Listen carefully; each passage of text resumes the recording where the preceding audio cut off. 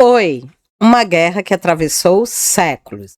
Heróis movidos pela honra, pela vingança, pelo orgulho. Deuses interferindo no destino dos homens. Christopher Nolan trouxe a Odisseia novamente para o centro das atenções. O filme reacendeu uma discussão que atravessa quase 3.000 anos. Até onde podemos modificar uma obra clássica? É preciso ser fiel a Homero?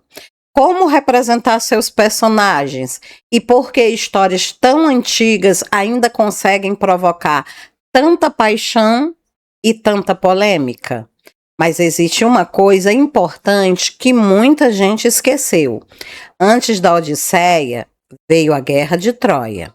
Antes de Odisseu enfrentar monstros, deuses e mares desconhecidos para tentar voltar para casa, ele passou 10 anos diante das muralhas de Troia. E é nesse mundo que encontramos a Ilíada de Homero. Mas se você acha que a Ilíada é simplesmente a história da Guerra de Troia, prepare-se, porque não é. A obra começa quando a guerra já dura quase 10 anos e seu verdadeiro centro não é Helena, não é o cavalo de Troia, nem sequer é a queda da cidade. É a ira de Aquiles. Uma disputa entre Aquiles e Agamenon coloca em movimento uma sequência de acontecimentos envolvendo orgulho, honra, vingança, amizade, morte e a busca desesperada pela glória. E enquanto os homens lutam no campo de batalha, os próprios deuses tomam partido, discutem, conspiram e interferem no destino dos guerreiros. Aquiles, Heitor, Agamenon, Patroclo, Odisseu, Helena, Menelau. Muitos dos personagens que se tornariam símbolos da mitologia ocidental estão aqui. Então, aproveitando que a Odisseia voltou ao cinema pelas mãos de Christopher Nolan, eu quero fazer um convite. Vamos voltar para Troia. Vamos conhecer a história que veio antes. Vamos descobrir por que quase 3.000 anos depois ainda estamos falando de Aquiles, Heitor e dos heróis de Homero. A Ilíada de Homero é muito mais do que a história da Guerra de Troia. É uma obra sobre a ira de Aquiles, a glória dos guerreiros e o preço que todos pagam quando o orgulho fala mais alto. Então é isso. Pega sua pipoca, senta confortável e venha comigo conhecer uma das histórias mais importantes de toda a literatura ocidental, a Ilíada de Homero.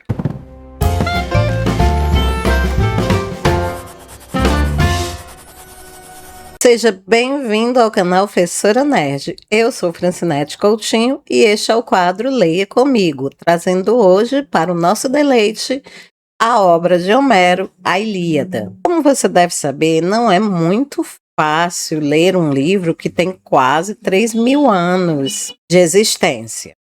É um problema de escrita, tradução, da própria época em que a história foi escrita, há termos que não são mais usados hoje em dia. Então, esta obra foi traduzida do grego, né, e depois ela teve que ser repassada para inúmeras outras línguas e dialetos pelo mundo todo, o que faz com que ela seja um pouco difícil de ler. Eu procurei uma versão, né, que tivesse uma linguagem fácil para eu poder transmitir para vocês. E a que eu acabei encontrando, que eu gostei, foi a do professor português Frederico Lourenço. Essa versão, ela chegou ao Brasil pela editora Quetzal. Então, se você quiser depois adquirir, tem um link aqui embaixo. Basta que você vá lá e dê uma clicada, e com certeza você vai adquirir essa obra num preço bem modesto. A Ilíada, gente, ela é um livro, pelo menos essa versão aqui, ela tem mais de 600 páginas. Ela vem dividida em cantos, isso porque na época que o Homero escreveu, né, a maioria das histórias ela era meio que cantada mesmo, como faziam, né, os bardos medievais. Então, muito antes dos bardos medievais, né, os gregos eles já tinham o hábito, né, de contar suas histórias oralmente, assim, e dá para elas aquela tonalidade de algo cantado, né? Então, cada uma das divisões do livro Ilíada são chamados de cantos, e é um total, no caso aqui, de 15 cantos, né? Nós vamos ler cada um desses cantos, tá? E eu vou discutir com vocês as partes mais interessantes, como a gente sempre costuma fazer nesse quadro. O primeiro canto, ele se intitula O Conflito, que é exatamente o canto onde vai narrar o início, né, do conflito entre Aquiles e Agamenon. Mas antes da gente mergulhar, né, de cabeça no canto número 1 da obra de Homero, se faz necessário que a gente fique a par de alguns acontecimentos. A gente precisa fazer uma contextualização histórica para saber o que estava acontecendo no mundo grego antes da Guerra de Troia. Então, esse primeiro vídeo nós vamos falar exatamente sobre os acontecimentos anteriores ao livro. Então, se você está com o livro na mão e ficar meio perdido, fica não, tá? É porque realmente a gente ainda não iniciou o livro, tá ok? Então, prepare-se, preste atenção aqui que eu vou deixar você dentro da situação, dentro do mundo grego, você vai conseguir entender perfeitamente onde e quando o livro começa, beleza? Então vamos lá para os fatos que antecederam, né, o início da Guerra de Troia. Vem comigo. Então, aperte o cinto, porque para começar a nossa história, nós vamos ter que ir até a cidade de Troia. A cidade de Troia, de acordo com as lendas, ela fica na Anatólia, uma região da Turquia. E ela era uma cidade grande, uma cidade esplendorosa, né? Tão imponente que muitos a comparavam à Atlântida. Mas, aparentemente, né, a única semelhança entre ela e a grande cidade que havia afundado no Atlântico era apenas o seu destino trágico, pois todos sabem que a cidade de Troia, ela iria ser palco de uma guerra que iria durar, né, mais de 10 anos. Mas nessa época que nós vamos chegar aqui, ainda não havia sequer resquício desse destino trágico. Troia ainda estava no seu grande apogeu, sendo governada pelo rei Príamo. Príamo era casado com a rainha Écuba, que já tinha lhe dado um herdeiro, o príncipe Heitor. Mas ela estava grávida novamente, estava em dias já de dar à luz o seu segundo filho. O rei não poderia estar mais feliz. Ele tinha uma cidade grandiosa, fortificada, cujas muralhas haviam sido construídas pelo próprio deus Hefesto. Então, eram muralhas intransponíveis. Dentro daquelas muralhas vivia o seu povo, um povo feliz, que havia prosperado, mas naquela noite a rainha Écuba teve um sonho, e nesse sonho ela via toda a cidade de Troia sendo destruída no fogo, e ela acordou muito assustada com aquele sonho. Quem ficou mais preocupado ainda foi o próprio rei. Ele não conseguiu acreditar que aquele sonho fosse uma coincidência, então ele resolveu levar a rainha até o oráculo, até os grandes videntes que liam a vontade dos deuses. Chegando lá, eles disseram para o rei Príamo que o filho que a rainha Écuba estava esperando, ele seria aquele que iria trazer a destruição de Troia. A rainha não podia acreditar numa coisa dessa. Ela estava tão feliz já com a chegada do seu segundo filho, ela até já tinha um nome para o garoto, ela pretendia chamá-lo de Alexandre. O rei, no entanto, ficou muito chocado com aquela revelação.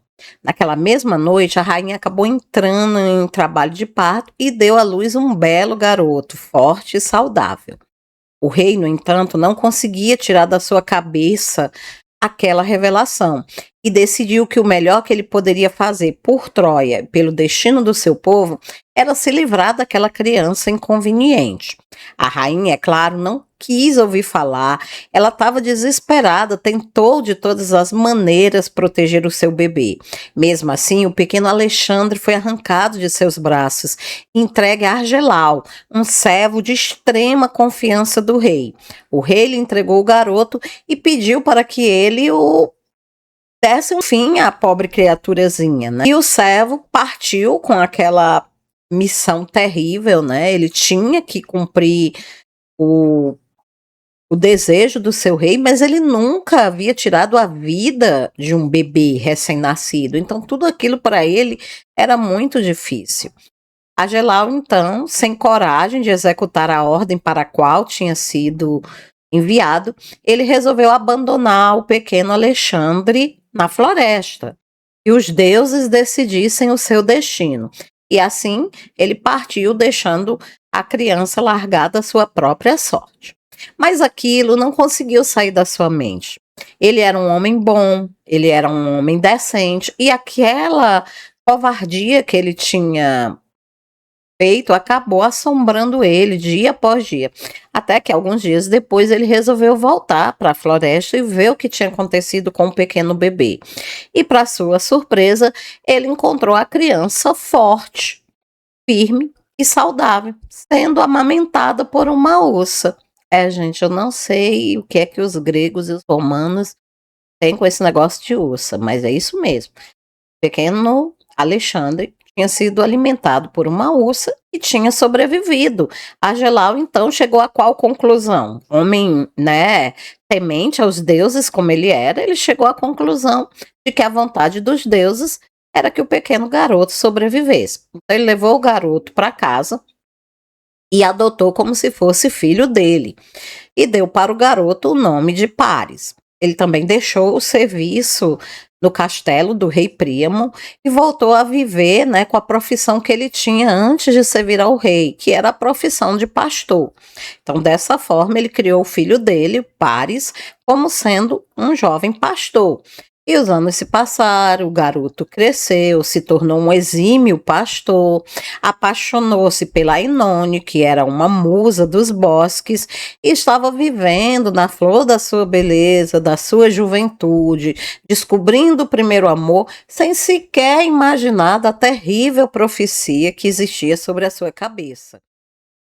Enquanto o Paris vivia lá, né, a sua vida muito feliz, ah, do outro lado do mundo, nas terras gregas, estava acontecendo um belo casamento. Era o casamento do herói Peleu com a jovem deusa Tétis. Peleu, né, ele era um guerreiro bastante conceituado na Grécia, tanto que os deuses, né, eles estavam presentes ao seu casamento, eles tinham sido convidados pela própria Tétis, que era uma deusa. A Tétis, ela era filha de Nereu, né, que era o deus do rio, um deus assim, ancestral dos olimpianos, né, ele já existia muito antes de Zeus tomar posse do Olimpo, e ele tinha várias filhas, né, que eram conhecidas como as Nereidas. Os gregos, eles tinham esse hábito de dar para as filhas, né, o nome dos pais, né, então filhas do Nereu eram as Nereidas, né, a filha do Crises, a Criseida, e por aí vai, né. Então a Tétis, que era uma das Nereidas, ela tinha acabado ajudando, né, o herói Peleu em uma das suas aventuras e ambos acabaram se apaixonando e agora eles estavam se casando com as bênçãos do próprio Zeus, que estava presente ao casamento com a sua esposa Hera, sua filha Atena e todos os outros deuses, né, do grande Olimpo. Estava também presente Afrodite, né, Ares, quantos deuses você possa imaginar. Somente uma deusa não havia sido convidada para o casamento, que era a Ares, a deusa da discórdia. Pois é, gente, foram esquecer justamente da encrenqueira. E a Ares não gostou nem um pouco de ter sido esquecida, né, de ter sido ignorada. Então ela deu um jeito de comparecer ao casamento do Peleu, disposta a criar problema mesmo, a criar uma baita de uma confusão. Mas ela ia fazer isso de uma forma sutil, né, de uma forma que fosse digna de uma deusa da discórdia. Ela não ia chegar lá fazendo um barraco, uma confusão, não. Ela chegou distraidamente, passou por entre as deusas que estavam conversando, era Atenas e Afrodite, né, estavam lá sentadas, falando e bebendo e se divertindo, e a Ares simplesmente deixou cair uma fruta sobre a mesa, né, uma fruta dourada, né.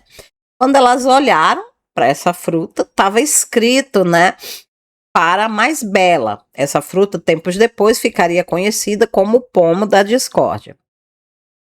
No momento que as três deusas viram aquele pomo, viram a inscrição que estava nele, elas começaram a se perguntar qual das três seria a dona, né, daquele fruto.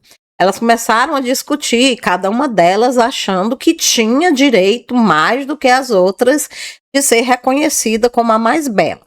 Aquela discussão boba e infantil irritou Zeus, que estava sentado ao lado, né? Zeus reclamou com as três deusas, dizendo que aquele tipo de discussão não era digno de criaturas como elas, né? Seres divinos. Elas não deveriam se deixar corromper por esse tipo de sentimento mesquinho. Mas as deusas não deram atenção a Zeus.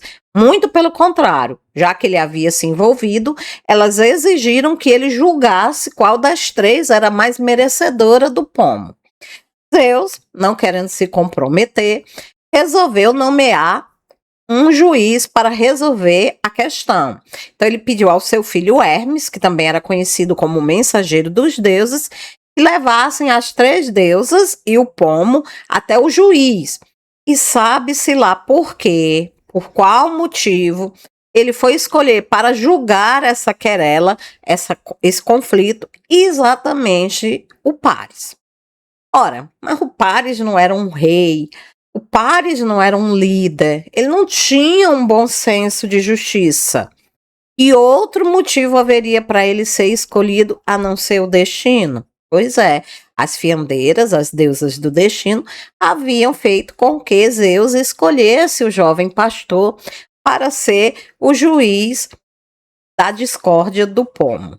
Chegando lá, né, no local onde Paris estava cuidando das suas ovelhas, Hermes deu um jeito de atraí-lo até uma das cavernas. Ele foi até as cavernas, perseguindo um dos seus cordeiros que haviam se extraviado.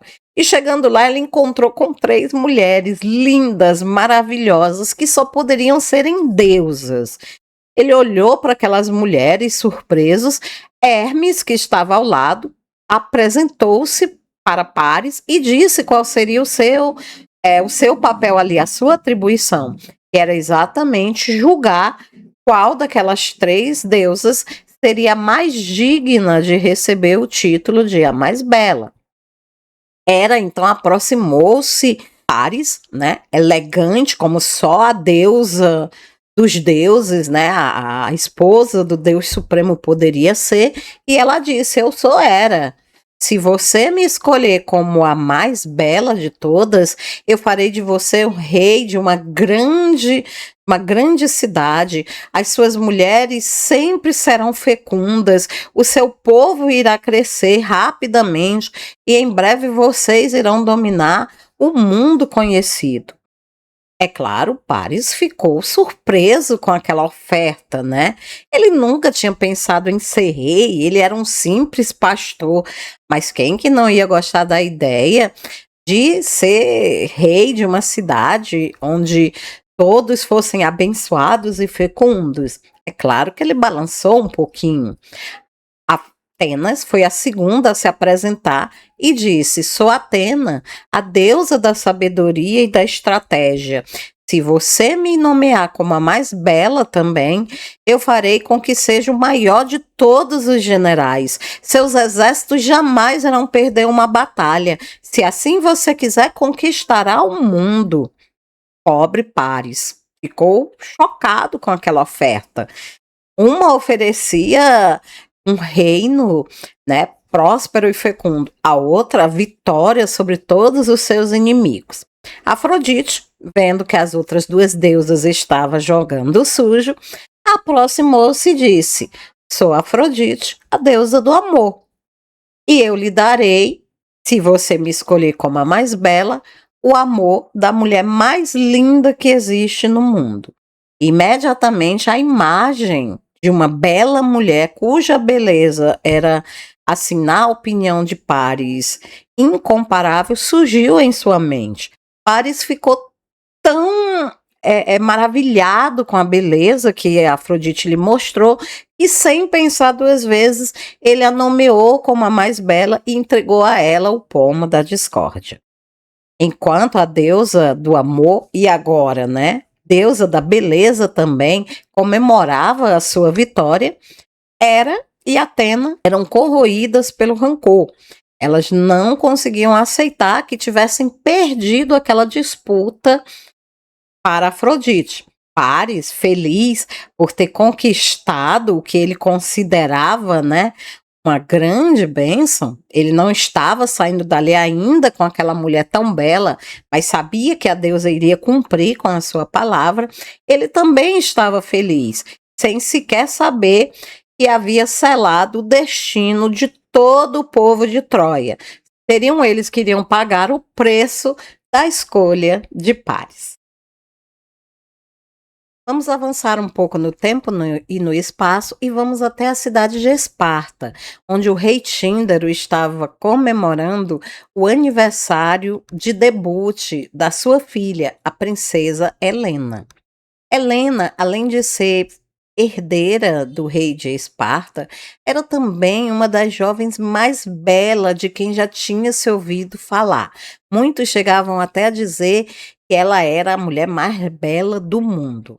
Helena tinha sangue divino, Tíndaro não sabia, mas na verdade, né, ela não era sua filha de verdade, mas ele a amava como se assim fosse. E é claro que, como um pai, além de estar muito orgulhoso, ele também estava muito preocupado, pois todos os príncipes, todos os guerreiros e todos os reis da Grécia vieram até a sua casa para conhecer aquela jovem que estava debutando, que estava em idade de casamento. Também entre eles veio Odisseu, que era o rei da ilha de Ítaca. Odisseu era um jovem rei muito amigo do rei de Esparta e era também conhecido por ser um jovem bastante sensato, inteligente, cheio, né, de sutilezas e de truques. E o Odisseu, ele era um dos poucos que não estava ali por causa da princesa Helena. Na verdade, Odisseu sabia que uma mulher como Helena, com tanta beleza, só poderia criar problema para ele. E o seu coração já tinha escolhido a bela Penélope, que era prima da Helena, era filha do rei, filha do irmão do rei Tíndaro. Odisseu, então, vendo que o seu amigo estava muito preocupado, ele aproximou-se do rei Tíndaro e propôs para ele uma solução para o seu problema. Ele propôs que Tíndaro permitisse que a própria Helena escolhesse quem seria o seu marido. Dessa forma, ninguém poderia culpá-lo pela escolha da jovem. Em troca de resolver o seu problema, Odisseu pediu ao rei Tíndaro que intercedesse por ele junto ao seu irmão, para que permitisse que ele se casasse com a sua sobrinha Penélope. O rei disse então para ele que se ele resolvesse aquele problema de forma que nenhuma das outras cidades-estados gregas se voltassem contra Esparta, ele intercederia por ele, para que ele casasse com a sua sobrinha. Então, Odisseu deu ao rei a seguinte dica: ele fosse até os homens ali presentes e dissesse que a própria princesa iria escolher o seu marido e que todos deveriam jurar diante dos deuses aceitar a decisão da princesa e mais, todos deveriam jurar proteger o casamento dela com quem quer que fosse que ela escolhesse. O rei assim fez. Chegou para todos os candidatos, eram reis, guerreiros, soldados, todos estavam presentes. O único que não estava presente era o rei da cidade de Micenas, Agamenon. Micenas era uma das cidades mais poderosas da Grécia naquele tempo histórico. O Agamenon ele não estava presente, mas ele havia enviado o seu irmão Menelau para representá-lo. E a ausência de Agamenon não era bem um problema, uma vez que ele já era casado. Inclusive, Agamenon era casado com a irmã da própria Helena, a Clitemnestra. Então, ele não tinha muito interesse em estar naquela reunião, porque não poderia se casar com a própria cunhada. Já o irmão dele, Menelau, era um homem forte, jovem, valente, bastante apropriado para desposar Helena. Ele o enviou na esperança de que ele tivesse alguma chance de se casar e assim fortalecer ainda mais a aliança entre as duas cidades. Todos os homens ali presentes aceitaram a ideia de que a própria Helena escolhesse o seu marido. Aqueles que achavam que não tinham nenhuma chance de ser escolhido pelo rei sentiram as suas esperanças renovadas, tanto que todos aceitaram de boa vontade jurarem perante os deuses defenderem o matrimônio de Helena com quem quer que fosse que ela escolhesse. E naquele dia mesmo foi feito um sacrifício para selar aquele pacto, para que os deuses reconhecessem então aquele juramento. No final do dia, Helena foi chamada e foi pedido a ela que escolhesse entre os homens ali presentes qual deles seria o seu marido. Odisseu estava bastante confiante da escolha de Helena, pois ele já havia conversado com Penélope a respeito da prima desta, e Penélope havia lhe garantido que Helena era extremamente romântica e ingênua como toda jovem daquela idade, e que só ligava para a aparência. Odisseu sabia que Menelau era de longe o homem mais belo presente naquela sala. E sem dúvida foi ele que a jovem Helena escolheu. Depois de andar por entre todos os pretendentes, ouvir suas propostas, admirar suas belezas, a jovem Helena acabou caindo de amores por Menelau. Assim que o viu, ela soube que aquele homem, belo e imponente, havia sido enviado pelos deuses para ser o seu marido. Quem acabou lucrando com tudo isso foi o próprio Odisseu. O rei Tíndaro cumpriu sua parte do trato e convenceu o seu irmão a entregar ao jovem rei de Ítaca a mão de sua sobrinha Penélope em casamento. Odisseu então casou-se com Penélope e voltou para sua ilha. Já Menelau e Helena continuaram em Esparta e viveram muito felizes até que o rei Tíndaro morreu e, como Helena era sua única herdeira, Menelau acabou se tornando rei de Esparta. Agora, as duas maiores cidades grega estavam na mão da mesma família, dos atreus, Micenas nas mãos de Agamenon e Esparta nas mãos de Menelau.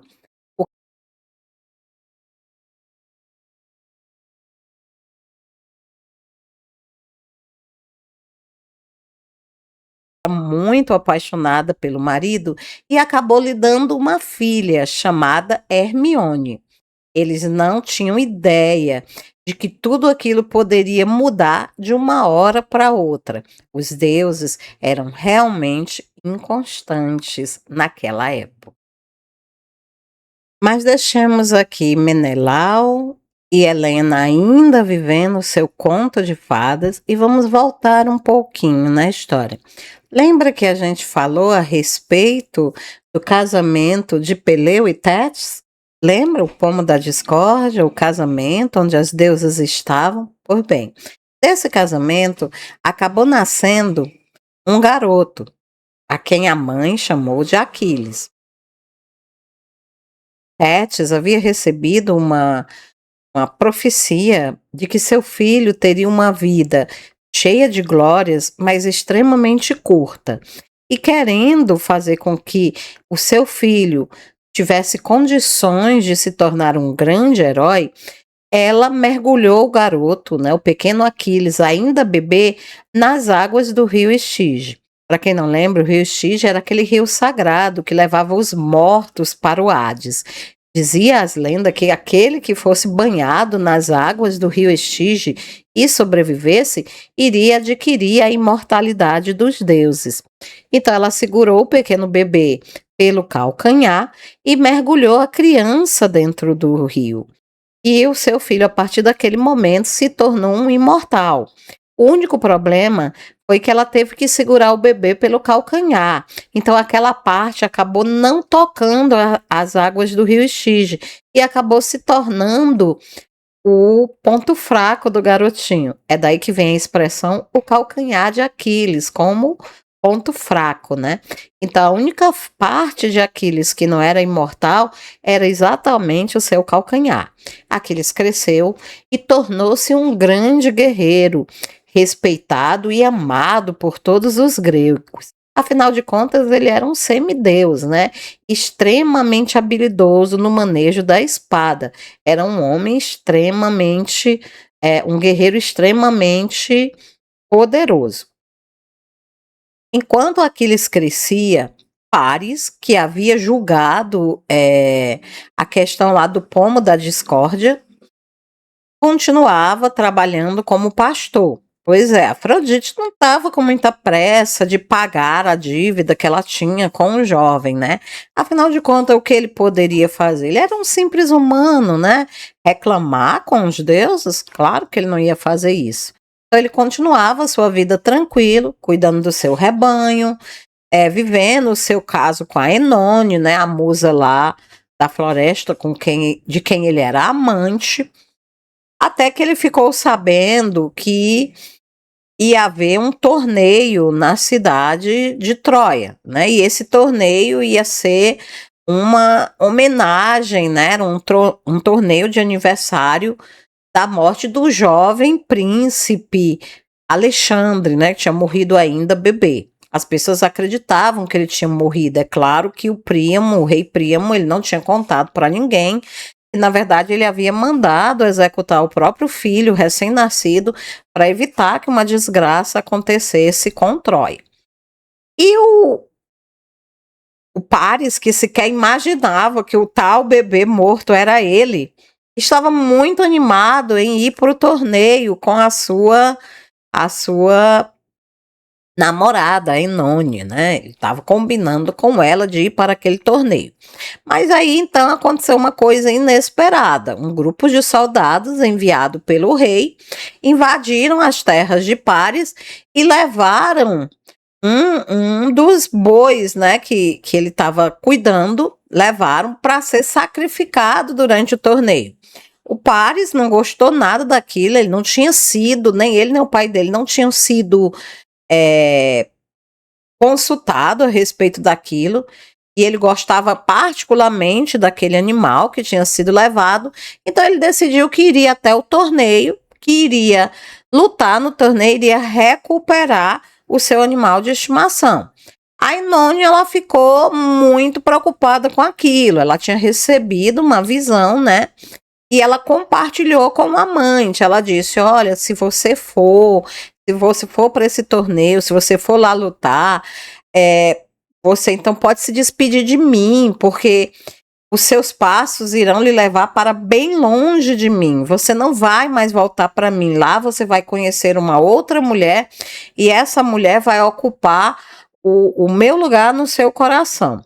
Paris achou que era frescura de amante ciumenta, porque a Enone não sabia o que estava falando.